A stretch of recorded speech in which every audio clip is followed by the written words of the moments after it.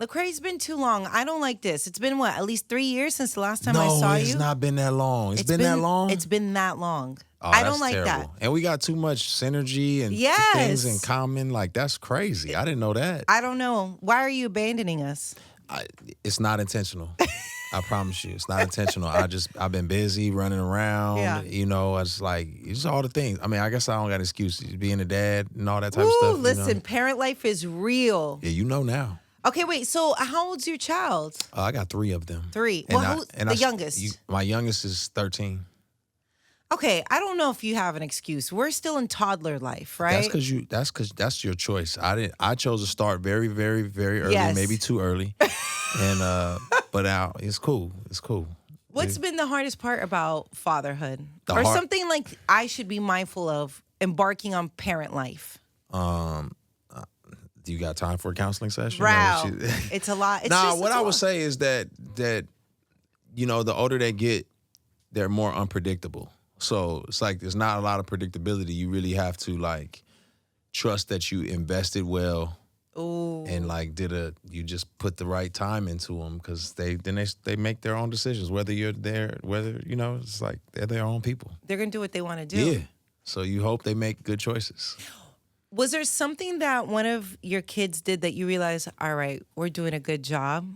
You know what? My oldest son said to me, he's a junior in high school. He said, "My childhood was amazing. Was yours amazing, Dad?"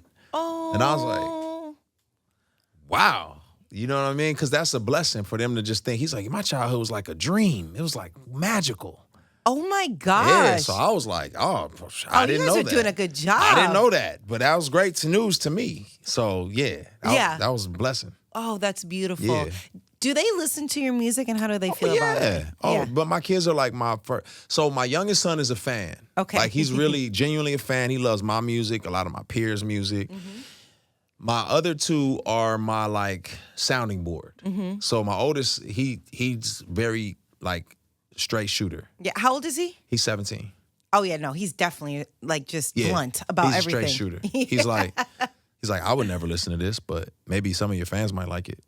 Like he's a straight shooter. I don't know how I feel right now. Listen, but what did you say in this moment? I just was like, okay, well, what do you think could be better? You know what I mean? Like, what could be better? But these are songs that haven't come out. Right. So I run them by them first to see like, hey, what's your thoughts on this? Yeah. And you know, I think they have a good ear because I have trained them to have a good ear, right, and appreciate quality music. Mm-hmm. So you know, we listen to everything in our house. So you know, you'll hear reggaeton, you'll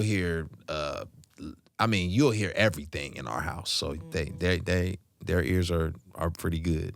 Have they asked you questions like, Dad, how come you're not making songs like so-and-so? Or do they understand like what you decided to do when it comes to your messaging and obviously faith being a big part of it? Like they understand. Yeah, I think the most important thing for anybody who's like trying to walk out their faith and their beliefs is to be consistent. Don't say it, live it, right? So it's like, if I'm sitting here telling him like, yeah, you know, you got to love people and treat them right, and then I'm yelling at his mom and talking to her crazy, he's like, why would I listen to anything you got to say? Right. So for them, they see like a consistency, like I see what you're talking about in your songs, but I see that's who you really are as a person, you know? And not that I'm a perfect person, it's just that I'm striving to walk what I talk, and I apologize all the time. So, you know what I mean? So yeah, they actually love the fact that I walk in both worlds, the Christian faith world, but then the mainstream world too, because it shows them humanity. So when I went to the Grammys and I took my daughter, you know, she's just as excited to you know, talk to Kirk Franklin as she is to meet Billie Eilish. Like she got to do both, and it was like, and I love that. That's so awesome. Yeah. So what did they think when they heard Kendrick Lamar dropping Shout your Me name? Out. Yeah. So his song. They were there when I got the news. Okay, so paint the picture for us. Okay. Where were you and who told you? So Kendrick does the song Watch the Party Die. Watch the Party Die. Yeah. And he you know, he says, I wonder what LeCrae would do. He said it a couple times, and he gives his thoughts on what I might do in his situation. And you know, I'm sitting down having dinner with my family. And when I'm having dinner with my family, phones are off. Like, I don't pay attention to my phone because it's like, yo, I'm chilling with the fam. Right. And then my phone is just buzzing. And I'm like, what the heck is going on? And I'm like, hold on, y'all, let me see something. And then I'm seeing text messages from a couple people that I don't, they friends, but like, we don't really talk that often. Right. So one of them, my buddy who works for LeBron's team, he's lighting me up. And I'm like, whoa, I got to see what he's talking about. LeBron want to talk to me? What's going on? You know, does he want to be on the podcast? You know what I mean? Where's LeBron James What's up? at? What's up with Bron? You know, so I looked at his, he's like, yo, Kendrick just put you in his song. And I'm like, what? Then I look at all my text messages and I'm like, oh my gosh. And it was just consistent. My kid's like, what, Dad? What? Yeah. What? And I said, Kendrick mentioned me in the song. And my youngest like, did he diss you? Oh, no. Not the diss. No. Like he saw his whole, whole no social worth go like, oh, I got to deal with the kids at school. Oh, my God. Yeah. Kendrick roasted my dad. So, but they were just excited because they were just like, whoa, we played it back to back. Just so they was just like, they didn't understand what he was like. What does he mean? What is happening? Right. But it was a moment. And so were they happy about it? Oh, yeah. They were excited. You know? And you pulled it up, I assume, and listened? Yeah. In real time? Yep, okay. In real time. And that was just kind of like, and that's typical K-Dot, man. He tips his hat in different ways, you know, and he's always been that type of person. And I got much love and respect for him for that. Like he didn't have to say that, but I do think our relationship over the years, you know, has not been for nothing. You know what I'm saying? And that's what it let me know. It's like, I never try to force my perspective on anybody. I just try to live honestly and truthfully. And I feel like, you know, I'm grateful that something I did or said has influenced him in a healthy way. Yeah. Have you talked to him since then? Nah, I haven't talked to him since then. Our teams talked and, you know, about a few different things, but I hadn't talked to Dot specifically. So, we got some mutual friends, but I haven't talked to him. It's all love, though. Of course. Yeah. Now, what would LeCrae do? Like, in your mind, when you're hearing Kendrick position this and trying to understand what would you do in these scenarios? Yeah. Well, tell us the answer. Okay, so not only will I tell you, I did a song called Die for the Party. Right, that's right. And it's going to be on my new album, Reconstruction. It's coming August 22nd, just throwing that out there. Yeah. But specifically, like, if you haven't heard the song, for me, it would be like, I hope I would do what's right? Like, that's, like, to me, I would trust God. I would trust that his wisdom is far beyond my wisdom. And I would say, okay, I would hopefully ask for wisdom. I'd hopefully seek out truth and wisdom and look at maybe some scriptures and just like, hey, what should I do here? Because I think the misconception is that people like myself have it figured out. It's not that we have it figured out. It's that we know how well we don't have it figured out and we need to seek higher wisdom than our own. That's really the secret in the sauce. Oh, I like that. Yeah. Now, some of the lyrics in your song, Die for the Party, you know, you're going back and forth within yourself. Right. And questioning, should you even respond to this moment? Yeah. You know, because we know people are going to say, oh, look at LeCrae using this moment of Kendrick name dropping him to put his music on the map. And we're in real time, like the lyrics are showing you debating yourself, which goes back to what you're saying is that it's not that you have it all figured out. You are learning in real time, but you also are aware that there is a higher power that can possibly give you some assistance. Yes, for sure. The funny thing about that is I didn't want to do the song. And I said I wasn't going to. I was like, nah, it's a clout chasing move. I'm not with that. But why? What makes it clout chasing? Like the internet? I think someone said your name. I know. Like, what? I know. But I never want to be perceived as somebody who's like trying to be a clout chaser. Sure. You know what I mean? I just don't like that energy. It's never been my thing. It's I just hate that. So I would have cringed if somebody saw like, oh, look at him trying to take advantage. Oh, yeah. Someone said your name. They called on you. This is true. This is true. I know you're humble, nice, and always trying to do the right thing, but I think the right thing is also someone said your name. You sound just like my boy AT who made me do the song. Where is he at? Because he's right. Wherever he's at, tell him he's you said correct. Everything he said, he's like, bro, this is a layup. Right. To say people need to hear what you would do, hear your perspective, bro. Yeah, that's right. Like Kendrick teed you up, do something with it. And I was like, I just don't want folks thinking I'm trying to use this man's name and da-da-da-da. And he was on my head. No, he said your name. Kendrick said your name. It's all fair and game at that point. Okay. I respect it. That's it. I respect it. And we're going to hear it on the new album, Reconstruction. That's right. Out August 22nd. This is your 10th album. 10 of them.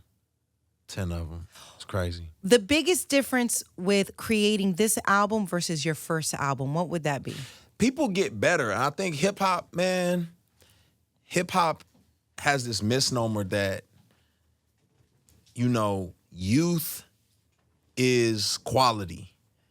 And actually, people get better if they stay working at their craft. The Clips album is 50-year-old man still killing it. Remarkable. Yes, remarkable phenomenal music. You know what I'm saying? So for me, 10 albums mean I have more wisdom. That's right. It means I have more experience. It means I have more exposure. It means that there's more nuance to it. And as long as I stay committed to the craft, I'm still good at what I do. I know what works and what doesn't work. And it may be wildly inappropriate, but I've been married for a long time. And, you know, I don't need to experiment anymore. Like, I know what works. Right. You know what I'm saying? I know what works. Right. I don't have to, it's like, I'm not guessing. Right. So it's like, you know, with music, it's like, it's not an experiment. It's like, you know what works. Yeah. Right. I like, stay true to it and execute well and do a good job. And so, you know, when you've been there before, and as a human being, I've gotten better. Yeah. You know what I mean? So I can articulate that in music. Do you feel when you were working on this new album that you were healing, or did it reopen any wounds? Or maybe a combination of both, honestly? Nah, my last album I was healing. You know, my last album was like, oh, I'm healing. This album is like OG status. Like, I already been there. You know what I'm saying? Like, I've spent tens of thousands of dollars on therapy sessions. You know what I'm saying? Like, I've done the work. I have dealt with, I'm not fighting for ego. You know, when I went to the Grammys last year and took home Grammys, I didn't expect to win. Won a Grammy. I'm going to say it clear. Okay. Won a Grammy because we're not going to just skip over the accolades today. Okay. Too humble, but yes, you walked away with a Grammy. But I wasn't expecting to win. I just was like, I took my daughter so she could see the Grammy situation. And say hi to Billie Eilish. Yeah, all of it. Yeah. And then when you on stage with your daughter accepting an award, I did it before Jay did it, just so y'all know. I wasn't fighting. I wasn't trying to be like Jay with Blue Ivy. I brought mine up first. But when I did that, it wasn't me trying to find validation. I didn't go to like be known. When I won, it was like, oh wow. Thank you. So this album is like, I'm not fighting for validation. I'm not worried about being accepted. I'm already accepted. You know what I mean? Like, you live for people's acceptance, you die from their rejection. This album is, I am healed. So I don't have a problem showing off my scars because they're the evidence of my healing. So I'm putting it out there. Like, I don't care. Let's say it. What are some of the scars we hear about on the album? You know, well, first I start with some early childhood trauma, you know, where I tell my story of, you know, growing up single parent household, my dad running with the Compton Crips, my uncles are Pyrus, and where do I fit in this? Because I don't know where I belong in this situation. Not having a solid foundation in terms of my, you know, parenting and dealing with abuse in the house from different men and whatnot. Like, I lay all of that stuff out there. But then even after winning awards and making money and all these particular things, being honest and saying like, shoot, this isn't satisfying. You know what I'm saying? Like, I'm here, but this does not scratch the itch that I'm looking for. Seeking validation from artists. Oh, you know what I'm saying? sure. And wanting them to say, "Oh, I know him." You know, it's funny because I'll probably never get a J. Cole feature ever because when I first met J. Cole, you know, the way I approached him was like this mixture of self-righteousness and at the same time admiration. And it was like, ugh. It was like, ugh, why did you do that? You know what I'm saying? Like, gross. Wait, what did you say? Man, it was bad, yo. The fact that you remember it, I was bad. and you literally are cringing right now. It was so bad. Damn, really? First of all, I don't drink anymore, but I had a few drinks that night. Okay. Let's be fair. Let's not, you know. Yeah, I had a few drinks that night. Super Bowl party. This is some years back, and I walk up to J. Cole, and I'm like, "Yo, what's up, man?" And he's like, "What's up, man?" I said, "Yo, so you know what I'm saying? You know, do you follow Jesus, man?" That is not the opening line. That's how I started it. And I don't know, because in my mind, let me tell you what I'm thinking. In my mind, I'm like, yo, I'ma just ask him. Yeah. But I ain't gonna be scared. But at the same time, I really admire him. So Right. maybe I shouldn't ask him. And I'm like, all this is working together with the alcohol, and it just comes out like Right. that. And then he's like, I mean, I grew up in church, but I don't, you know, I'm processing my beliefs right now or whatever. Yeah. And I was like, Very nice answer. Yeah. Very nice. Yeah. Very J. Cole. Yeah. and I said, okay. I said, well, man, you know, take my number. Cringe. Take my number down, bro. He takes my number down, and then he's like, all right, man, I'm gonna holler at you. I didn't put my name or tell him my name. So I said, hey, I ain't even tell you my name, man. How you gonna take my number, but you don't even know who I am? Oh my gosh. And he said, I know who you are, nigga. So embarrassed for you right now. Oh, man, you got secondhand embarrassment with me. You know what I'm saying? What did you say at that moment? Did you just stare? I mean, I just look stupid. Oh. You just look stupid. You Yeah. know what I'm saying? So I just look dumb. But I can be honest about that in this music and say, Sure. yo, man, I was in a place of like, oh, where's my validation? Right. Do I do this or do? Because at the time, what do I want? I want the church people to feel like I'm really holding it down, but then I want J. Cole to feel like I like this guy. It's Yeah. like, it's stupid. Like, just be who God made you to be. Yeah. And like, cut all the nonsense out, bro. Like, he's a human being. You're a human being. Like, Right. be. Yeah. You know what I'm saying? So But it's probably because, have you felt like your music has been misunderstood as an artist? for sure. So I think that, you know, it plays a part of wanting people to know like the authentic you, and it's because you actually care. Yeah, that's true. I do. I want to be known. I want to be seen, but I also want other people to be known and seen. So with the music, I'm trying to like say, hey, this is about us. Because a lot of times, man, people look at me as if there's something very special and unique about, like, I got a better phone line to God than they do. You know what I'm saying? And I'm like, nah, we all got the same. Like, I don't got no special line to God that you don't have. Like, he doesn't look at me and say, oh, people say, one day I'm gonna be, I remember Bun B said that to me. He said, you inspire me, I need to be more like you. I was like, no, you need to be who God wants you to be, Bun. Because I'm not better or more special than you.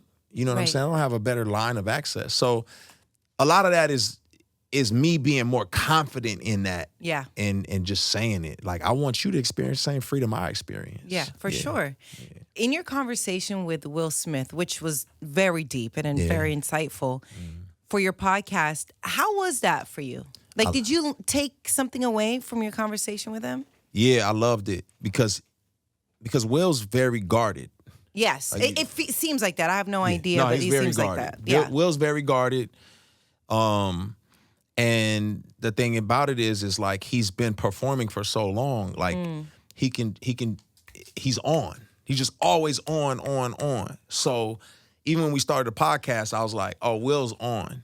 And I was like, bro, every aspect of vulnerability that you've offered, I've read it, I've watched it, I did my research. So you don't have to be on today. Cause whatever level of vulnerability that you gave, and maybe you didn't give it all, but I read the book. I watched the interviews. I did my due diligence. Right. So you don't have to be on. And he could tell as the interview kept progressing.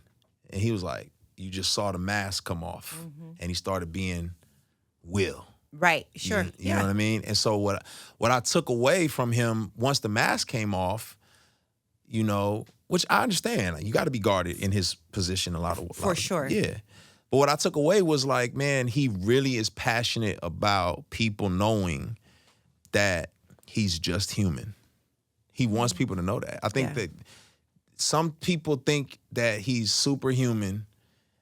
And then after, of course, the slap with Chris Rock, it's like some people think he's less than human. But the reality is none of us are called to be anything but human. We're not called to be less. Right. We're not called to be more. Be human. That's right. And I think he felt the freedom to be human. And I loved it. Did he give you any advice? Any insight that you feel, you know, is something you could hold on to? I think there's practical advice in terms of like being in the same industry and stuff like that, for sure. Right. There was some practical advice. I mean, part of it was, you know, just the enjoy the work. Like, you know what I'm saying? Like, he spent so much time just working, grinding.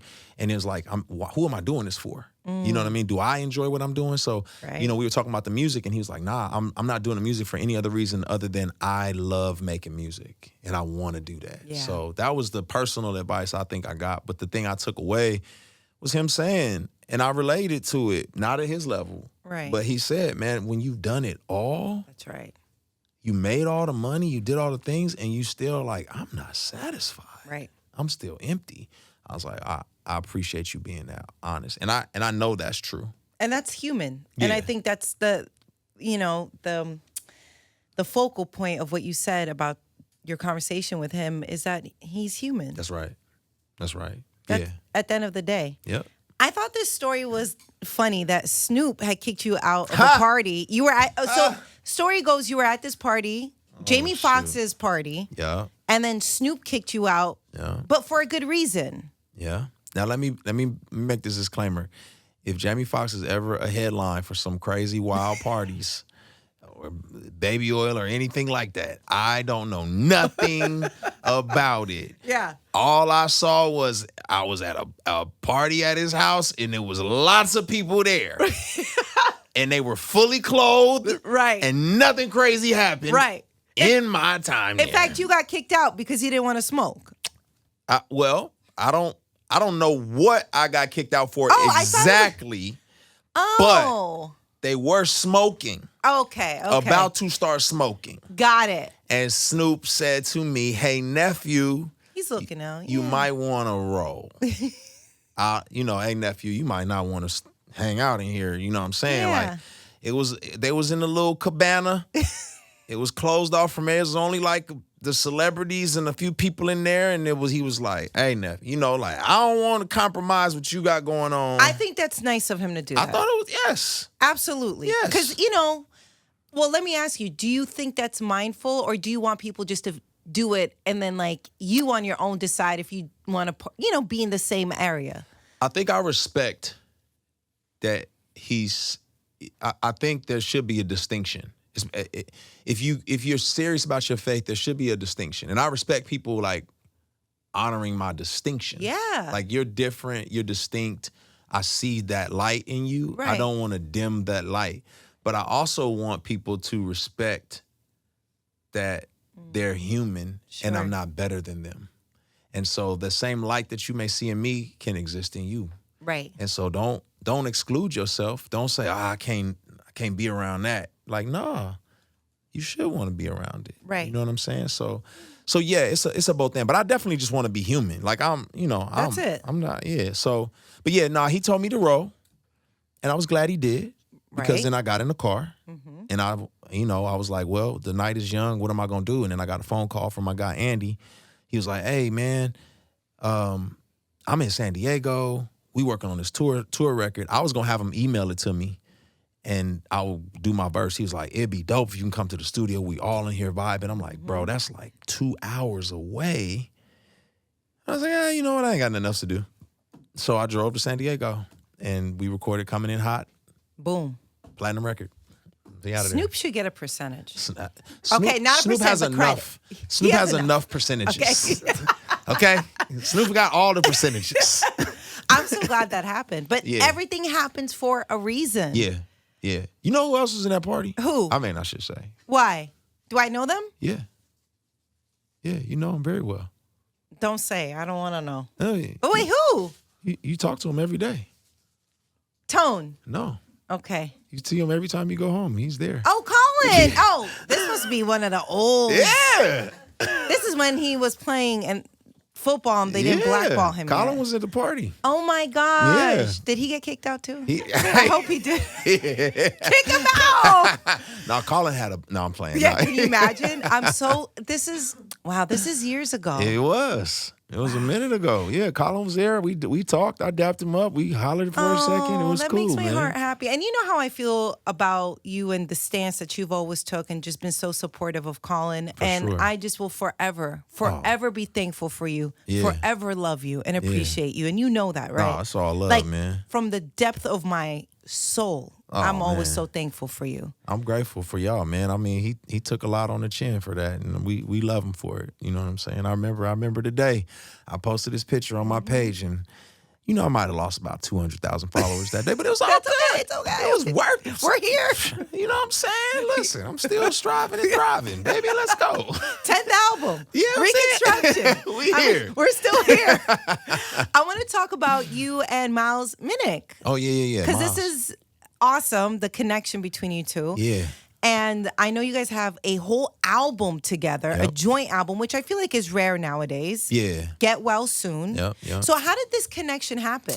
So I was in the middle of working on my album, and we had some sample issues. I have this song with Killer Mike and T.I., which we can talk about as well, but was working on some clearance stuff on a sample on that, and then another record has a very famous, I think it's Jerry Rivera sample that Shakira used, and we was waiting on the clearance on that. So I'm like, God gracious, I can't put these singles out because I'm waiting on sample clearance. So I was like, hey, we got this other record that it was kind of like a West Coast bop.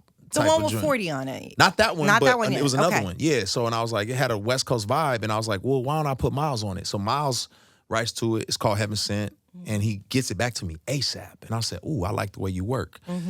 It's three things I love in artists. I love character. Yes. I love competency, like you competent in what you do, and I love cadence. Can you keep up? Right. Miles, hit it. So I said, yo, maybe we can do a couple more records, because I love West Coast music. So I was like, maybe we could do a few more records. And then he was like, let's do it. Then 2 turned to 3, turned to 4, turned to 5, and it just kept going. We were done in like 2 weeks. Wow. Yeah. And so then, I hit E40, who's like great.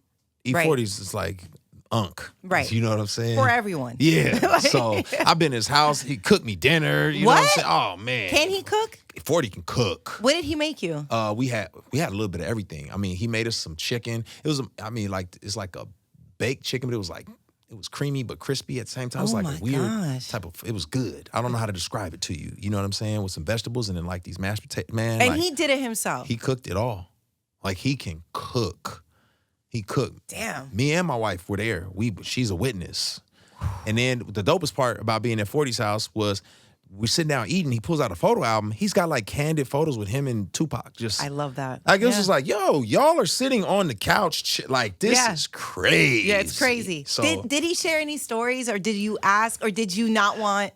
No, no. He would talk about Pac like like Pac was like a family member. That's right. You know what I mean? Yeah. So it was cool just to hear like him talk about Tupac like a human. Yes. And not like the superstar, because Tupac's like my favorite rapper ever. So it was like he wasn't a superstar. As 40's talking about a human being. Right. And like his laugh and his, his eating chicken wings and you know what I'm saying? Stuff like that. And I was like, dang, you was like, that's crazy. That was beautiful. That was your man's. So, but all that to say, like that's how that song came about and that project came about with Miles. And then of course, the record with 40 took off, and we're grateful, man. That's amazing. Yeah. I want to ask you really quick about acting. Ha! Okay. Yeah. So you just got cast. Yeah. You're going to be acting now. I'm in a Tyler Perry film, baby. Congratulations. Hey. How did was this something you wanted? How did it come about? Did somebody bring, the role to you? I love acting. I started acting, really. That's where I started. But I wanted to act before I was rapping. You know what I'm saying? Oh, is that right? I wanted to act before I was rapping. So that's what I wanted to do. I grew up loving like Spike Lee's stuff and like, you know, when I saw Do the Right, all that. But the music just, it came first. It just took off. That's right. So I put acting on the back burner and I've taken a couple roles here and there, you know what I mean? And it's been enjoyable. Music spoils you because it's fast. Yes. And you get it. And, that's right. Yeah. So acting is a slow burn. And we don't even know what's going to make the cut. Man. Like, you might not even make the movie. Goodness gracious. Slow burn. Very slow. Long hours. Burn. And Long who knows? hours, just all of that. So it's dope. You know, I had Devon Franklin's one of the producers, and I let him know because, you know, I know him and, you know, Megan's, I've known them when they were together. I love them both apart. They family. And I just was like, yo, man, if you ever, you know, need me, holler at me. He was like, matter of fact, I'm producing this Tyler Perry joint. Wow. And, you know, I said, whatever I do, I'll audition. So I did an audition. I had to audition. But, you know, the kid, I killed it. I ain't gonna lie to you. I did my thing. So, yeah, man. Who would you love to star with? Like, if you could make a dream. Oh, man. Denzel's the GOAT. Yeah. Before Denzel go, I don't want to put that on nobody. But I'm saying, like, he's, man, I love Denzel. There's none better than me. He's like the GOAT. I really like, I like Idris Elba too. Like, just seeing him. I like, oh my God, what's the kid in F1 now? My brain, because I said Idris. Damson. Yep. Yeah. I love him too. Like, he's cold. Yeah. Because I watched Snowfall. I didn't know that kid was from London.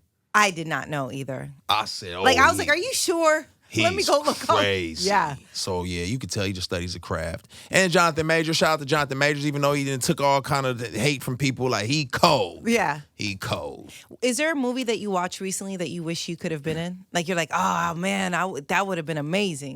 Yeah, Fantastic Four. Yeah, where was the people of color in Fantastic Four? Change it. Now, where was that at? Where was they at? LeCrae is ready to act. Come on. What? It could have, Silver Surfer could have been a black woman, an Asian woman, a Hispanic woman, something. You could have put me in the movie. I'd have been Silver Surfer.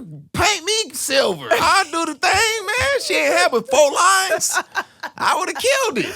Oh, I've been in the gym. I would have. Hello. You know what I mean? Put me in the movie. I'm so happy to see you. Hey, man. I'm happy to see you, too. Don't let it be another 3 years. That's please. Crazy. It's been too long, but I'm happy that we're having this conversation, especially because your new album is about to be here, Reconstruction. Right. T.I.'s on it. Killer Mike's on it. Yeah. And, you know, I am looking forward to everything that you're doing. Just don't forget about us when you take over Hollywood. Just please. Oh, first of all, if I take over Hollywood, I'm inviting everybody. They don't want me to take over Hollywood. We're going to be right there. I'm inviting everybody. It's going to be crazy. Thank you so much. I appreciate you. Of course. Thank you. Of course. Yeah.